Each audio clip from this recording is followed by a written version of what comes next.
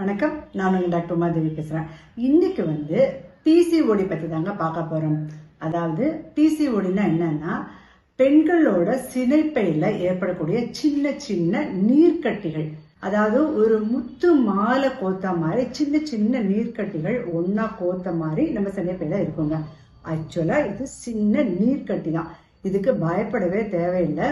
இந்த நீர்க்கட்டியை நம்ம லைஃப் ஸ்டைல சேஞ்ச் பண்றது மூலமாவே இதை சரிப்படுத்தலாங்கிறது நிறைய பேருக்கு தெரியாத விஷயம். இதுக்காக பயந்துட்டு பிசிஓடி வந்துட்டாலே அச்சோ போச்சு, நமக்கு குழந்தை பிறக்கிறதுல பிரச்சனை வரும், இல்லை ஆப்ரேஷன் பண்ண வேண்டியிருக்கும் அப்படின்னு சொல்லிட்டு இதை பிரச்சனையை பெருசாக்கி பூதாகரமாக்கி ரொம்ப ஸ்ட்ரெஸ் ஆகி இவங்களும் பயந்து வீட்டில் இருக்கவங்க பயமுறுத்தி இந்த மாதிரி நிறைய பயப்படுற லேடிஸ் நிறைய பேர் கிளினிக் வராங்க. ஆக்சுவலாக என்ன கண்டிஷன்ல நம்ம கிளினிக் வருவாங்க பார்த்தீங்கன்னா, அம்மாவும் பொண்ணு வருவாங்க. அந்த அம்மா டாக்டர் இவ ஒரு 2-3 மாசமா பீரியட்ஸ் ஆகலை அப்படின்னு சொல்லிட்டு வருவாங்க. இல்லைன்னா கல்யாணம் பண்ணி கொடுத்துட்டு ஒரு 6 மாசமோ 1 வருஷமோ 2 வருஷமோ ஆன பிறகு அது வரைக்கும் குழந்தை பெற்றுக்காக வெயிட் பண்ணிட்டே இருந்துட்டு டாக்டர் இந்த 2 வருஷம் ஆச்சு உனக்கு இன்னும் கன்சீவே ஆகலை அப்படின்னு சொல்லிட்டு பயந்துட்டு ஓடி வருவாங்க. நான் என்ன சொல்றேன்னா, இந்த மாதிரி கடைசி ஸ்டேஜ்ல வராம எப்ப அந்த பொண்ணு வயசுக்கு வருதோ, அதாவது பியூபர்ட்டி ஆகுதோ, அப்பவே அவங்க உடம்புல ஏதாவது சின்ன சின்ன மாற்றங்கள் இருக்கான்னு சொல்லிட்டு நம்ம அம்மாக்கள் கவனிக்கணும். ஆக்சுவலா பிசிஓடினா என்ன மாற்றங்கள் இருக்கும் அப்படின்னு பாத்தீங்கன்னா, அவங்க கொஞ்சமா தான் சாப்பிடுவாங்க. ஆனா கொஞ்சம் கொஞ்சமா வெயிட் சடனா கூடிக்கிட்டே வரும். அப்புறம் பாத்தீங்கன்னா ஹேரு தலைமுடி நிறைய இருந்திருக்கும், அது வரைக்கும் கொஞ்சம் கொஞ்சமா ஹேர் ஃபால் ஆக ஆரம்பிக்கும். அப்புறம் இங்க தாடி இந்த மாதிரி சின்ன ஹேர் வர ஆரம்பிக்கும். அப்புறம் ரொம்ப சோம்பலா ஃபீல் பண்ணுவாங்க, ரொம்ப டயர்டா இருப்பாங்க, எந்த வேலையுமே செய்ய முடியாது. ஒன்று பீரியட்ஸ் ஒரு 45 நாளோ இல்லை 1 மாசமோ 2 மாசமோ தள்ளி தள்ளி வர ஆரம்பிக்கும். இல்லைன்னா ஓவரா ப்ளீடிங் ஒரு 10 நாள் ப்ளீடிங் ஆக ஆரம்பிக்கும். அப்புறம் அனிமிக் ஆயிடுவாங்க.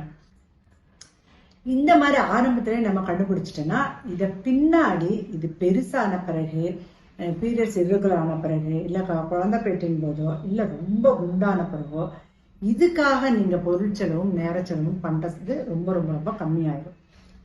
நீங்க என்ன பண்ணணும் அப்படின்னா, நீங்க அவங்க லைஃப் ஸ்டைல்ல மாற்றங்கள் கொண்டு வரணும். அவங்க என்ன கேட்டாலும் வாங்கி கொடுக்கறது, பிஸ்கட்டு, சாக்லேட்ஸு, க்ரீம் பிஸ்கட்டு, அப்புறம் இந்த கூல்ட்ரிங்க்ஸு ஃப்ரிட்ஜில் வச்சு வச்சு வச்சு கூல்ட்ரிங்க்ஸ் குடிக்கிறது, அப்புறம் இந்த ஃபாஸ்ட் ஃபுட்டு, ஜங்க் ஃபுட்டு சாப்பிட்றது, அதுவும் நேரங்கட்ட நேரத்தில் சாப்பிட்றது, இதெல்லாம் அவாய்ட் பண்ண ஆரம்பிக்கணும். அப்புறம் பார்த்தீங்கன்னா நிறைய லேடிஸ் பார்த்தீங்கன்னா காலை உணவை ஸ்கிப் பண்ணிடுவாங்க. காலையில தான் நம்ம நல்லா சத்துள்ளதா சாப்பிடணும். ஆனால் அதை ஸ்கிப் பண்ணிட்டு நைட்டு 12 மணி 11 மணி இந்த மாதிரிலாம் போய் ரொம்ப சாப்பிட்றது, சாப்பிட்ட உடனே தூங்குறது, இந்த மாதிரி இதெல்லாம் நீங்க ஸ்ட்ரிக்டா அவாய்ட் பண்ணணும். அதுக்கப்புறம் நிறைய பேர் பார்த்தீங்கன்னா டாக்டர்ஸ் அட்வைஸ் பண்ணியிருப்பாங்க, நீங்க ஒரு 45லேருந்து 1 மணி நேரம் எக்ஸசைஸ் பண்ணணும் அப்படின்னு சொன்னா, டாக்டர் எனக்கு டைமே இல்லை அப்படிம்பாங்க. ஆனா சீரியல் பார்க்க டைம் இருக்கும், அவங்க மொபைல் பார்க்க டைம் இருக்கும், நிறைய ஃப்ரெண்ட்ஸோட வெளியே போறதுக்கோ இல்லை இருக்கும். ஆனா அவங்க எக்ஸசைஸ் பண்ண டைம் இருக்கான்னு சொல்லுவாங்க. இந்த மாதிரி நீங்க டைம் இல்லை, எக்ஸசைஸ் பண்ண டைம் இல்லை, சாப்பிட்ற ஃபுட் ப்ரிப்பேர் பண்ணி சாப்பிட்ற டைம் இல்லை அப்படின்னு அவாய்ட் பண்ணுனா, நீங்க பின்னாடி இதுக்கெல்லாம் சேர்த்து வச்சு நம்ம இந்த குழந்தை பெற்றின் போதோ இல்லை இது இந்த ப்ராப்ளம் சீரியஸ் ஆகும்போதோ நிறைய பொருள் செலவும் நேர செலவும் இதுக்கு பண்ண வேண்டி இருக்கும். அதனால ஸ்டெப் பை ஸ்டெப்பா ஆரம்பத்திலேயே இதுக்கு நீங்க டைம் கொடுத்து அந்த லைஃப் ஸ்டைல் மாற்றத்தை கொண்டு வந்தோம்னா, நீங்க பின்னாடி நாட் ஓன்லி பிசிஓடி, உங்களுக்கு வரக்கூடிய thyroid, diabetic, heart problem, BP எல்லாத்துல இருந்தும் நம்ம ரிலீஃப் ஆகலாம், நம்ம ஹாப்பியா இருக்கலாம். சரி டாக்டர், இப்ப பிசிஓடி வந்துருச்சு, வெயிட் கெயின் ஆயிடுச்சு, நம்ம பீரியட்ஸ் வர்றதில்லை அப்படின்னாலும், இல்லை எனக்கு பிசிஓடியே வரக்கூடாது அப்படின்னு நினைக்கிறவங்களும் இந்த லைஃப் ஸ்டைல் சேஞ்சஸை கட்டாயம் ஃபாலோ பண்ணணும். இதை ஒரு தவம் மாதிரி பண்ணணும்.